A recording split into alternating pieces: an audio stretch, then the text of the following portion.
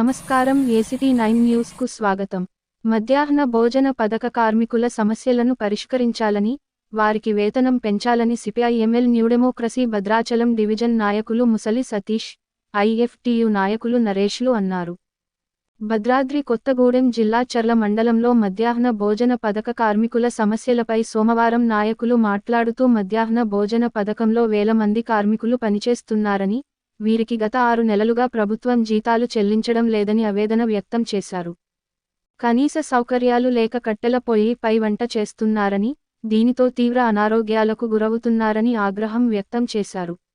ప్రభుత్వం కార్మిక వర్గాన్ని దృష్టిలో పెట్టుకొని వీరికి కూడా అన్ని సౌకర్యాలు కల్పించాలని, వర్కర్లకి పీఎఫ్, ఈఎస్సీ, ఇన్సూరెన్స్ లాంటి బీమా పథకాలు కల్పించాలని సిపిఐ ఎంఎల్ న్యూ డెమోక్రసీ, భారత కార్మిక సంఘాల సమాఖ్య ఐఎఫ్టియు నేతలు డిమాండ్ చేశారు.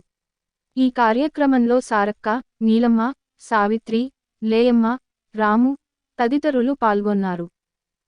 నా పేరు ముసలి Satish, CPI ML new democracy party IFTU కార్మిక సంఘం నాయకుడిని. ఈరోజు చర్ల మండలం లింగాపురం స్కూల్లో మధ్యాహ్న భోజన కార్మికులను సందర్శించడం జరిగింది. ఈ మధ్యాహ్న భోజన కార్మికులకు గత 6 నెలలుగా వేతనాలు పడటం లేదు.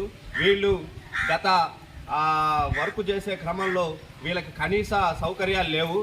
కట్టెల పొయ్యి మీద వంట చేస్తూ చాలా ఇబ్బందులు ఎదుర్కొంటా ఉన్నారు. కనీసం వాళ్ళకి గ్యాస్ కూడా కొనియలేని పరిస్థితి ఉన్నది ఈ ప్రభుత్వ అధికారులకు. కాబట్టి తక్షణమే వీళ్ళకి వేతనాలు చెల్లించాలి. అట్లాగే ఈ కట్టెల పొయ్యి మీద కాకుండా వీళ్ళకు కనీసం గ్యాస్ ఒకటి నిర్మించాలని చెప్పి ఐఎఫ్టియు కార్మిక సంఘంగా డిమాండ్ చేస్తూ ఉన్నాం.